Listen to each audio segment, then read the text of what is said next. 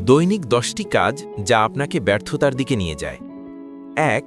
দিনের শুরুতেই মোবাইল স্ক্রলে ডুবে যাওয়া মস্তিষ্কের ফোকাস নষ্ট করে, সময় খেয়ে ফেলে, কাজের গতি কমায়।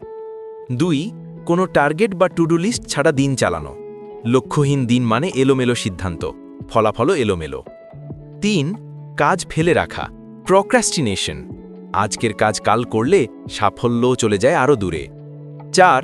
নিজেকে উন্নত করার জন্য কোনো শেখার সময় না দেওয়া, যে শেখা থামিয়ে দেয় সেই পেছনে পড়ে যায়। 5.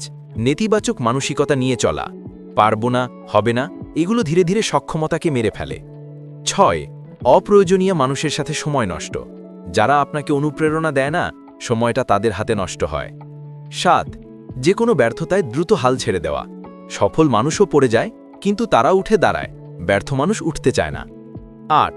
টাকা পয়সা কোথায় যাচ্ছে তা না দেখা, হিসাব ছাড়া চললে শেষে শুধু আফসোসই থাকে। 9. শরীর স্বাস্থ্য উপেক্ষা করা, সুস্থ না থাকতে পারলে সাফল্যের দৌড়ে টিকেও থাকা যায় না। 10. প্রতিদিন অন্যকে দোষ দেওয়া, যারা দোষ দেয় তারা উন্নতি করে না, যারা দায়িত্ব নেয় তারাই এগোয়। ভিডিওটি ভালো লাগলে অবশ্যই চ্যানেলটি সাবস্ক্রাইব করে দিবেন।